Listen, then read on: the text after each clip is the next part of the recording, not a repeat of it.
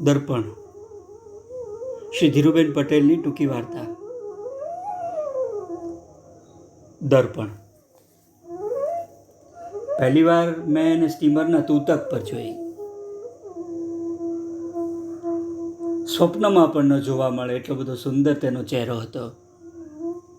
પારદર્શક હોવાનો આભાસ ઊભો થાય એવી ગોરી ને સ્વચ્છ ચામડી હતી. એ બધું હું કદાચ ભૂલી શકત, પણ સમુદ્રના હેલકારા લેતા મોજાની પહેલે પાર દૂર ક્ષિતિજમાં કંઈક જોઈ રહેલી એની મોટી કાળી, કોઈ અગાધ વિષાદથી ભરેલી બે આંખો, કાળી સાડીમાં વીંટાયેલો એ ચહેરો મારા હૃદયમાં જડાઈ ગયો. કેટલીય વાર સુધી ત્યાં હું સ્તબ્ધ બનીને એને જોતો ઊભો રહ્યો. તેની સાડીના છેડા નીચેથી વાળની એક લટ બહાર નીકળી આવી હતી. તેને ઉડાડીને પોતાની સાથે લઈ જવી હોય એમ સમુદ્રનો જોરદાર પવન વાતો હતો. જરા રહીને એણે એ લટ સરખી કરવા હાથ ઊંચો કર્યો અને મારી સમાધિ તૂટી. પણ ત્યાંથી હું ખસું કે નજર ફેરવી લઉં તે પહેલાં એણે બરાબર મારી સામે ફરીને દૃષ્ટિ માંડી. બસ એ ક્ષણે એના રૂપનું ખંજર મારી છાતીમાં પૂરેપૂરું ભોંકાઈ ગયું. મને થયું કે એ સ્ત્રી વિનાનું જીવતર તે હવે મૃત્યુ બરાબર બની રહેવાનું. કોઈએ બાંધી લીધો હોય એમ પરવશપણે ખેંચાતો હું એની પાસે ગયો. એણે મારી સામે જોઈને એક શોકભર્યું મોહક સ્મિત કર્યું ને ફરી મારી આંખોમાં આંખ પરોવી. મને લાગ્યું કે હું પાતાળ પાણીવાળા કાળા ભમ્મર સરોવરમાં ડૂબકી મારીને ઊંડો ઉતરતો જાઉં છું. ક્યારે પગ તળિયે ટેકવાશે તે જાણતો નથી. આસપાસ બધું કેટલું છે, રંગીન ચમકતી છીપો, હલતી વનસ્પતિ અને વિકરાળ જળચર પ્રાણીઓ. પણ મારે માટે પાછા ફરવાનો કોઈ માર્ગ રહ્યો નહોતો. મુંબઈ ઉતર્યા પછી 10 જ દિવસમાં અમે પરણ્યા. તે વખતે હું ઝેનોબિયાને વિશે કેટલું ઓછું જાણતો હતો અને મને જાણવાની કશી દરકાર પણ નહોતી.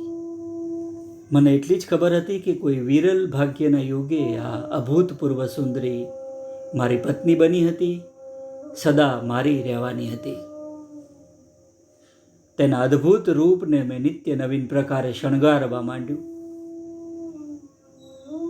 મોટા પ્રકાશમય રત્નો, સુવર્ણના ચિત્ર વિચિત્ર કારીગરીવાળા આભૂષણો, રેશમ અને મલમલના વસ્ત્રો, કશાની ખોટ નહોતી. બાપ દાદાની સંઘરેલી અઢળક સંપત્તિને વાપરી દેવાનો યોગ્ય માર્ગ મને મળી ગયો હતો. જોકે એક વાત મને હંમેશ ખટકતી. ગમે તેટલો આગ્રહ કરવા છતાં ઝેનોબિયાએ તેના કાળા વસ્ત્રો બદલ્યા નહીં. હું ખૂબ વિનવું ત્યારે તે સહેજ ઝબકીને નજર ખસેડી લે. ક્યારેક વળી 2-4 તૂટક શબ્દોમાં મારી માફી માગી લે. કાળા રંગ પ્રત્યે એનું એવું તે શું આકર્ષણ હતું એ મારે માટે એક કોયડો હતો. મારે એ તે જ વખતે ઉકેલવો જોઈતો હતો. પણ કાળી સાડીમાં અત્યંત દીપી ઉઠતી એની ગૌર રૂપ છટા, એના પ્રત્યેક હલનચલનમાં રૂપના સાગર છલકાતા હતા. એ સાગરના મોજામાં ખોવાઈ જવું, ડૂબી જવું, એ જ મારે મન જીવનનો એકમાત્ર માર્ગ બાકી રહ્યો હતો. હું ધારત તો એને કંઈ કહી ન શકત. આમ તો એ એક આદર્શ પત્ની હતી, સદા કાર્યશીલ, વિચક્ષણ બુદ્ધિવાળી અને મધુર સ્વભાવની એ હતી. નોકરો હતા તોય મારું બધું કામ તે જ કરતી. હલકામાં હલકું કામ પણ એ એવી નિપુણતા અને ગૌરવથી કરતી કે એનું રાજવંશી સૌંદર્ય લેશ પણ ઝંખવાતું નહીં. અને એ પણ એટલી ઝડપથી અને અવાજ કર્યા વગર કે હું આશ્ચર્યમાં ડૂબી જતો. આમ શરૂઆતમાં તો મારા દિવસો ખૂબ જ આનંદમાં વીત્યા. હું સમયનું ભાન જ ભૂલી ગયો હતો અને દિવસોના દિવસો એક ક્ષણની પેઠે પસાર થઈ જતા હતા. તેવામાં એક રાતે હું મોડો ઝેનોબિયાની પાસે ગયો. તે અમારા શયનખંડમાં પલંગ પર બેઠી હતી ને ખોળામાં પડેલી કોઈક વસ્તુ સામે ખૂબ પ્રેમથી એકી ટશે જોઈ રહી હતી. મને જોતાં જ તેણે વિહવળતાથી ખોળામાં શાલ નાખી દીધી. પણ મેં તેનો હાથ પકડીને પૂછ્યું, શું છે, મને નહીં જોવા દે? પણ એ એટલી અસ્વસ્થ થઈ ગઈ અને મારી સામે એવી ભયભીત નજરે જોવા લાગી કે મેં તરત એનો હાથ છોડી દીધો. બત્તી ઓલવી નાખીને હું સૂઈ ગયો. પછીથી રાત્રિના અંધકારમાં રહી રહીને મારું મન બેચેન થવા લાગ્યું. સાગરની જલપરી જેવી આ સ્ત્રી, એને વિશે ખરેખર તો હું કંઈ જ જાણતો નહોતો. જેનો આદિ અને અંત અસ્પષ્ટ હોય એવા અત્યંત મનોહર મેઘધનુના જેવી એ હતી. વસંતની શરૂઆતમાં વન તરફથી આવતા ગરમ હવાના એક ઝોકાની જેમ તેણે મારું આંતરજીવન આહ્લાદિત કરી નાખ્યું હતું. પણ એટલું જ બસ નહોતું. ભલે એની પાસે એની પોતાની આગવી કોઈ વાત હોય, મારે એ જાણવી નહોતી. પાસું ફેરવીને ઝેનોબિયાનો હાથ પકડી લઈને હું ઊંઘી ગયો. પણ ત્યાર પછી જોયું તો વખત બે વખત મનની ક્ષમતા હાલી જાય છે. સુવર્ણના પાત્રની પેઠે ચમકતો મારા દિલનો આનંદ ઝાંખો પડવા લાગ્યો. ક્યારેક કામ કરતાં કરતાં આંગળીઓ થંભી જતી. થતું એના ઓરડામાં જઈને જોઈ આવું એ શું કરે છે. ઝેનોબિયાને હું ખૂબ જ ચાહતો હતો. કોઈ રીતે હું એને દુઃખ લાગે એવું વર્તન ન કરી શકતો, પણ બેચેની મટી નહીં. શિયાળાની સવારે ઝાકળ ભીનું લાકડું ચિતાવવાની કોઈએ ચેષ્ટા કરી હોય, એક નિર્જીવ શી ધૂમ્રરેખા ત્યાં ને ત્યાં આરોહ અવરોહ લીધા કરે એવું મનના અસ્પષ્ટ સંશયોનું થયું હતું. ખબર નથી તે બપોરે શું થઈ આવ્યું. ઓચિંતો જ બારણું ખોલીને હું ઝેનોબિયાના ઓરડામાં બેઠો. પહેલી રાતની જેમ જ એ એકી ટશે કશું જોતી બેઠી હતી. તેના ચહેરા પર પ્રેમોન્માદનો સ્પષ્ટ ભાવ જોઈને હું ચોંકી ઉઠ્યો. આગળ વધીને મેં ઝડપથી એના હાથમાંથી પેલી વસ્તુ લઈ લીધી. એ એક અરીસો હતો. આછા ભૂરા રંગનો ખૂબ ચમકદાર એનો કાચ હતો. 4-5 રત્ન જડેલી રૂપાની કોતરણીમાં કોઈએ પોતાના પ્રાણ ઠાલવા હતા.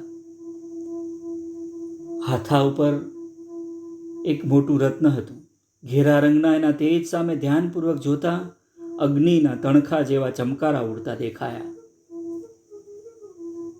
દર્પણને આમ તેમ ફેરવીને લુખ્ખા સ્વરે હું બોલ્યો, ખૂબ સુંદર છે, ક્યાંથી આવ્યું તારી પાસે આ?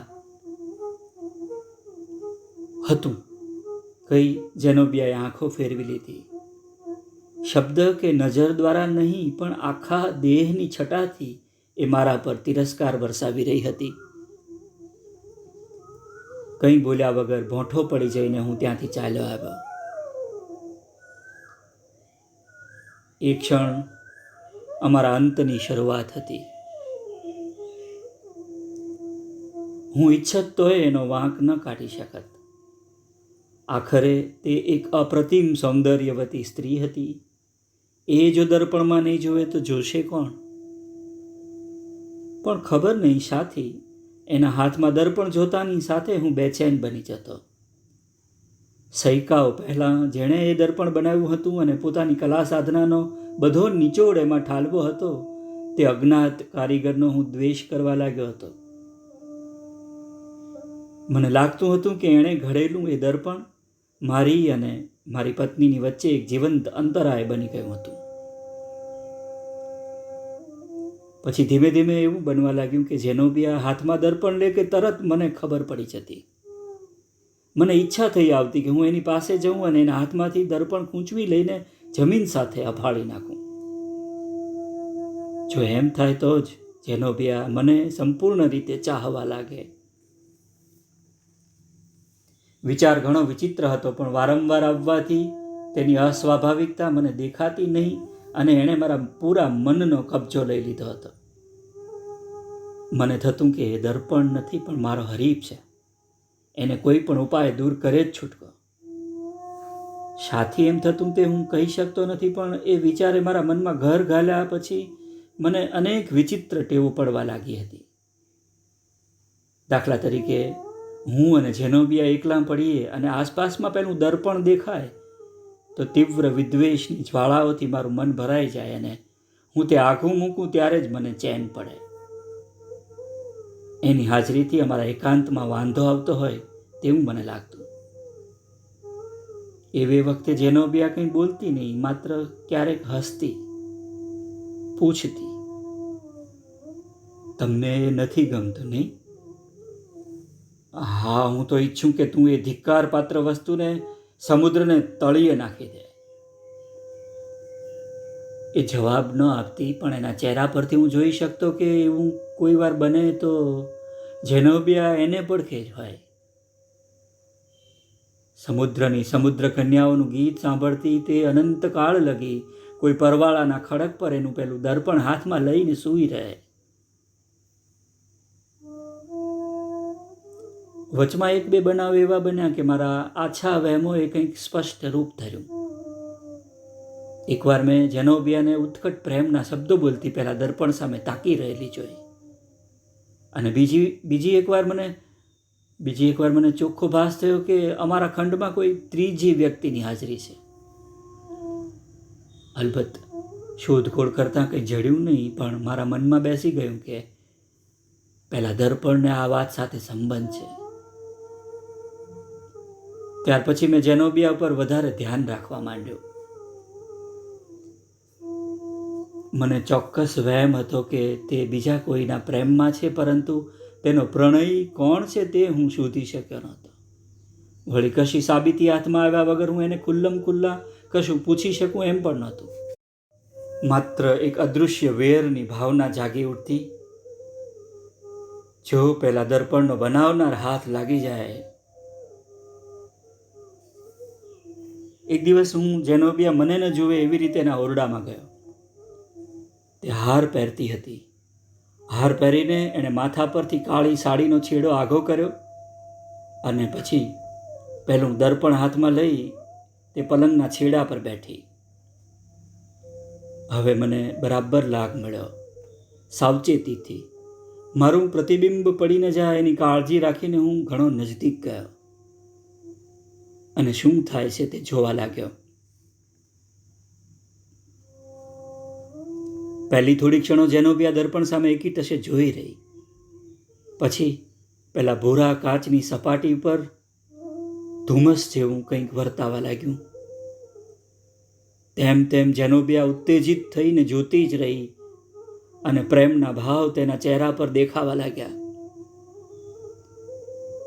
કેટલીક વાર પછી તે અત્યંત આનંદિત થઈને દર્પણ પર ઝૂકી અને શરમથી તેનું મોં લાલ થઈ ગયું.